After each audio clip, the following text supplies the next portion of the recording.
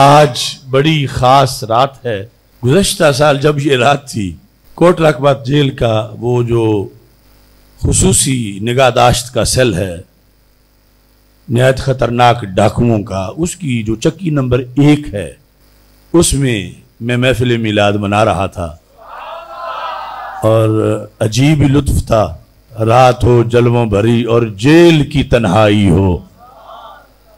اب جیل سے باہر تو ایسی مل نہیں سکتی کہ جلسہ ہوگا، جلوس ہوگا، گھر والے ہوں گے، باہر والے ہوں گے، دوست ملنے آئیں گے، کوئی نہ کوئی آئے گا، اور وہاں 9 جدا جدا تالے لگے ہوئے ہیں کہ انہیں کوئی بندہ نظر نہ آئے۔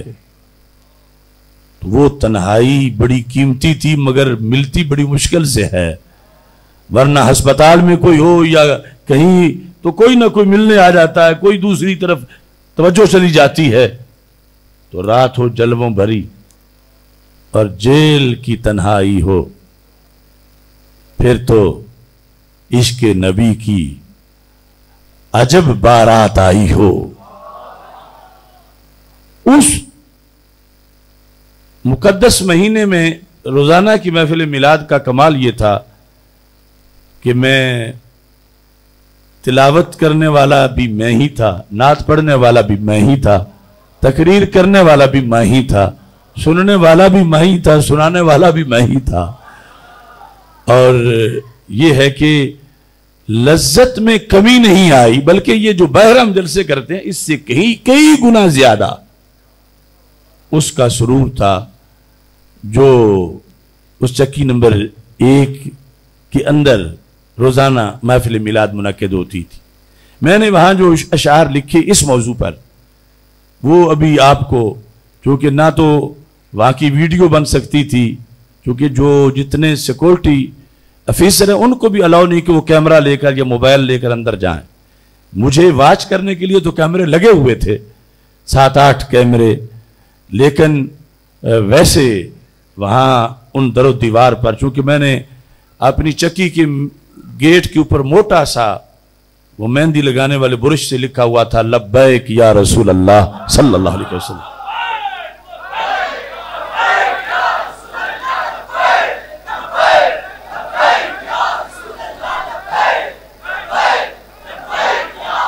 اور یہ اللہ کا فضل رہا ہے کہ بڑے بڑے وہاں سیل میں آئے ہیں جیل کے افسران، مگر کسی کو اعتراض کرنے کی بھی گنجائش نہیں ملی کہ یہ آپ نے کیا لکھا ہوا ہے یا کیوں لکھا ہوا ہے، کیونکہ میں نے ساتھ ہی انگلش میں لکھا ہوا تھا، نو ٹیئر نو فیئر لبیک یا رسول اللہ صلی اللہ علیہ وسلم۔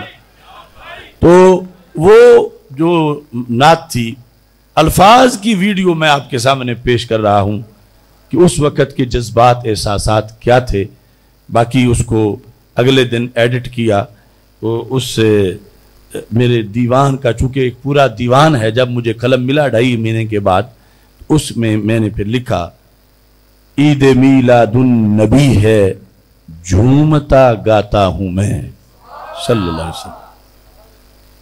عید میلاد النبی ہے جھومتا گاتا ہوں میں، ان کے آنے کی خوشی میں زندگی پاتا ہوں میں، مجھ کو حاجت ہی نہیں کہ میں کسی کا منہ تکوں، کسی مقصد کے لیے مجھ کو حاجت ہی نہیں کہ میں کسی کا منہ تکوں، بارگاہ مصطفیٰ میں ہاتھ پھیلاتا ہوں میں صلی اللہ علیہ وسلم۔ مجھ کو حاجت ہی نہیں کہ میں کسی کا منہ تکوں، بارگاہ مصطفیٰ میں ہاتھ پھیلاتا ہوں میں، آپ کے نام گرامی سے ہیں ساری عزتیں، آپ کے یعنی رسول اکرم صلی اللہ علیہ وسلم کے نام گرامی سے، آپ کے نام گرامی سے ہیں ساری عزتیں، آپ کا ہی فیض ہے کہ پھیلتا جاتا ہوں میں۔ یعنی لوگوں نے تو مجھے سمیٹنے کے لیے جیل بھیجا تھا کہ اس کا قصہ ختم ہو، یہ दावत, इसकी तहरीक, ये रोज़ाना उस वक़्त मैं 5-5, 6-6 तकरीरें कर रहा था अपने रिसर्च सेंटर से। वैसे तो मुझ पर उस वक़्त भी फुल शेड्यूल था जब अभी मैं गिरफ्तार नहीं हुआ था। तो उन्हें था कि ये इतने दलाइल पेश करता जा रहा है कि लोग जागते जा रहे हैं, इसको किसी तरह समेटो। तो वो समेटने के लिए उन्होंने जहां मुझे भेजा तो वो जगह ही ऐसी है कि बेनिशानों का निशान मिटता नहीं, मिटते मिटते नाम हो ही जाएगा, शाद हर नाकाम हो ही जाएगा। कि रसूल पाक सल्लल्लाहु अलैहि वसल्लम के नाम पर कैदो बंद की सोबतें किसी के लिए ये उसको महदूद नहीं करती, बल्कि उसको लामहदूद एक लिहाज से बना देती है और बहुत फैला देती है। तो इस बुनियाद पर मैंने कहा कि आपके नामे गिरामी से हैं सारी इज्जतें, आपका ही फैज है कि फैलता जाता हूं मैं, दिल तो रहता है सुनहरी जालियों के आसपास, दिल तो रहता है सुनहरी जालियों के आसपास, दिल तो रहता है सुनहरी जालियों के आसपास। उन जेल के मुलाजिमों को मैं कह रहा था, दिल तो रहता है सुनहरी जालियों के आसपास, गो तुम्हें हर रोज जेल में नजर आता हूं मैं। जो आला हजरत फाजिल बरेलवी रहमतुल्लाह अलैह ने कहा था, अरे अरे खुदा के बंदो, कोई मेरे दिल को ढूंढो, मेरे पास था अभी, तो अभी क्या हुआ, खुदा आया ना, कोई गया ना आया। तो फिर खुद ही जवाब देते हैं, हमें है रिजा तेरे दिल का पता चला बमुश्किल, दरे रोजा के मुकाबिल वो कहीं नजर तो आया, ये ना पूछ कैसे पाया। उनका तो मकाम बहुत बुलंदो बाला है। मुश्किल होता है यकीनन शहरे तैबा छोड़ना। ये एक पीछे की हिस्ट्री थी, क्योंकि मैंने जितने हज किए और उम्रे किए, हर बंदा ये तमन्ना रखता है कि मैं मदीने जाऊं, मैं मदीने जाऊं, मैं मदीने जाऊं। तो मैं जाके चूंकि कई बार आया था, तो अब जेल में मुझे सोच आती थी कि क्या मेरा आना जायज था। तो उस पर मैंने लिखा, मुश्किल होता है यकीनन शहरे तैबा छोड़ना, कामे तैबा के लिए ही जाके फिर आता हूं मैं। अगर सारे तैबा में ही बैठे रहे तो फिर तैबा का मिशन कौन चलाएगा। मुश्किल होता है यकीनन शहरे तैबा छोड़ना, कामे तैबा के लिए ही जाके फिर आता हूं मैं। हम नहीं हरगिज जो गैरों के नवालों पे जिए, हम नहीं हरगिज जो गैरों के नवालों पे जिए। जो मिला लुकमा रसूल पाक की दहलीज से, चाशनी उसकी अभी भी जेल में पाता हूं मैं। दम बखुद हैं जेल के अफसर मुझे यूं देख कर। यानी वो दिन रात में 24-25 बार उन्होंने आना होता था चेक करने के लिए कि किस वक्त ये परेशान होता है। अकेला बैठ बैठ के, बीमारियां भी थीं, हेपेटाइटिस, शुगर, ब्लड प्रेशर और वहीं गुर्दों की बीमारी भी शुरू हुई। तो कैमरे उन्होंने लगाए हुए थे कि कभी ये कहीं अकेले ही कहे कि मुझे यहां से निकालो, खुदारा निकालो, या जो कुछ मनवाना है वो लिखवा लो, मुझे बाहर निकालो, मैं मरने लगा हूं। तो मैंने लिखा, दम बखुद हैं जेल के अफसर मुझे यूं देखकर, जुल्म के बढ़ते ही फौरन मुस्करा जाता हूं मैं। जब मैं गया तो उस वक्त तो उस महज एक तन्नूर था, इतनी गर्म लू कि 2-3 दिन में मेरा सारा बदन इस पर तकरीबन 1,500-2,000 دانے بن چکے تھے موٹے موٹے، اور ساری چمڑی جھلس چکی تھی، اور وہ پھر مزے لیتے تھے آ کر، مولانا یہ کوئی دانوں کا درد تو نہیں ہو رہا؟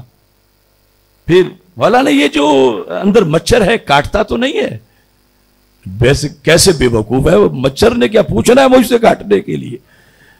سپرے نہیں کیا کہ مچھر مر جائے، مچھر رکھا ہوا ہے موٹا موٹا، اور وہاں کا مچھر بھی بڑا خاص ہے۔ چلو یہ تو میرے والا سیل تھا، جو 7 دوسرے سیل تھے وہاں تو ان ایک چھت کے نیچے ہی ہزاروں لوگوں کا چوسا ہوا خون بھی مل رہا تھا۔ جس چھت کے نیچے حمزہ شہباز تھا یا شہباز شریف گیا یا اس طرح کے جو لوگ تھے، وہاں تو کچھ مچھروں کی بڑی موج تھی کہ جنہوں نے ہزاروں کا چوسا ہوا ہے، مچھر کو ایک ہی چھت میں ہزاروں کا مل رہا ہے۔ لیکن ادھر پوچھتے ہیں مچھر کاٹتا تو نہیں؟ پھر یعنی ساتھ ایک دیوار ہے، آگے ایک جو ہے وہ پولیس آفیسر ہے جیل میں،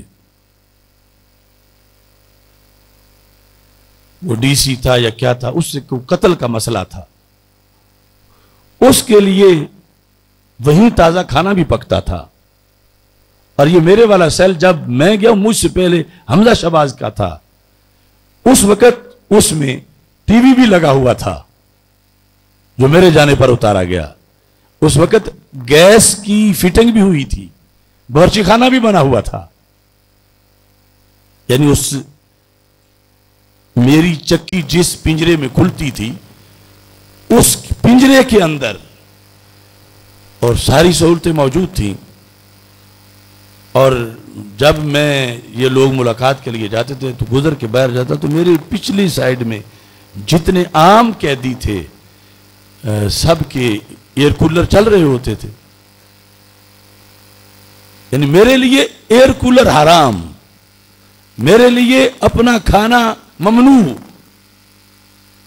اور یہ کوئی لا کر دے تو وہ بھی باہر بھی بیٹھے ہوئے ہیں کہ انہیں آپ دودھ نہیں لا کے دے سکتے۔ وہ پتا چلا اس کو، جو پولیس آفیسر تھا وہاں کی، میرا تو اس نے کہا کہ یہ میں نے سالن جو پکوایا ہے ان کو بھی دے دو تھوڑا سا، نہیں دے سکتے، اجازت نہیں ہے۔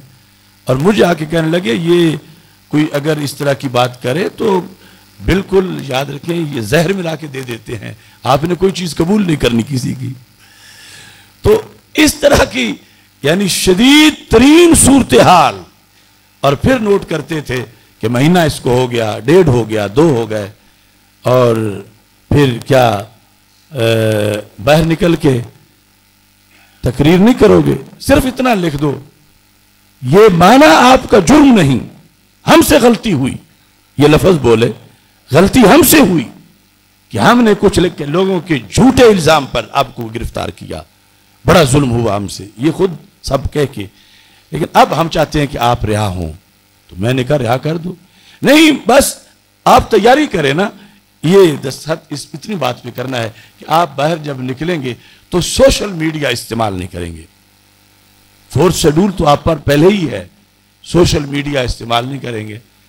تو میں نے کہا ہمارا ضلع بندیاں، زبان بندیاں، ہر شے بندیاں پہلے ہی ہے، FIR ہیں، 4th شیڈول ہے، اور میں اپنے مرکز میں بیٹھ کر صرف سوشل میڈیا کے ذریعے ہی قوم کو جگاتا ہوں، اور وہ میں خود دستخط کر جاؤں تو پھر میں جیوں کیسے؟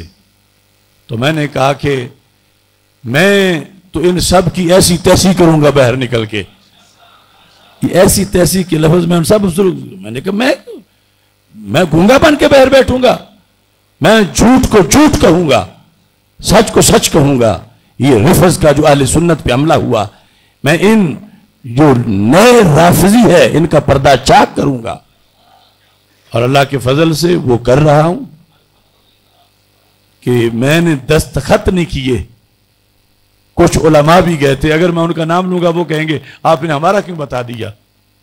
کچھ علماء بھی گئے تھے، بڑی انہوں نے میری تعریفیں کی کہ آپ مجدد الفسانی والا کردار ادا کر رہے ہیں، آپ یہ ہیں، آپ وہ ہیں، آپ نے تو کمال کر دیا، ہم بہر اب سب کچھ آپ کے حق میں فضا بالکل بن گئی ہے، بس آپ صرف اب بہر آ جائیں، اندر رہنے سے نقصان ہے، اب بہر آ کر آپ جو ہے وہ ہم لوگ ملیں آپ سے آ کر۔ تو میں نے کہا کیوں، کس طرح؟ بس یہ ایک ان میں سے کہنے لگے کہ وہ جو فلاں افیسر تھے وہ کہہ رہے تھے کہ ذرا ان سے کہنا کہ باہر نکل کے ذرا سوشل میڈیا جو ہے تو اس کے لحاظ سے کچھ احتیاط کریں۔ تو وہ مولانا مجھے کہنے لگے، میں نے کہا یہ ہم کروا لیں گے ان سے، یہ ہم ان سے منوا لیں گے۔ میں نے اسی جگہ فوراً ان صاحب کے کہا، میں نے کہا تم کس طرح ضمانت دے رہے ہو کہ تم مجھ سے کروا لو گے؟ میں نے کہا میں بولوں گا، میں سب کے راز کھولوں گا، اور میرے سامنے کو لے آئے کہ تم نے تو دستخط کی گئے تھے کہ نہیں بولوں گا، کیوں بول رہے ہو؟ تو اس بنیاد پر میں نے کہا میں دستخط نہیں کروں گا، اور جو کہا برحق کہا، اور اس میں کسی طرح کی کوئی توہین نہیں تھی، صرف قوم کا مزاج رافضی بن چکا ہے، اور رافضی جو ہیں ان کے نزدیک تو وہ کہتے ہیں کہ آدم علیہ السلام کو بھی جنت سے اس لیے نکالا گیا تھا کہ انہوں نے اہل بیت سے بغض کیا تھا۔ یہ ان کی تفسیر عیاشی میں لکھا ہوا، ان کے تانے سے تو بچ کو نہیں سکتا۔ تو یہ سارے حالات اس کے پیش نظر یہ شعر رکھنا، دم بخود ہیں جیل کے افسر مجھے یوں دیکھ کر، ظلم کے بڑھتے ہی فوراً مسکرا جاتا ہوں میں۔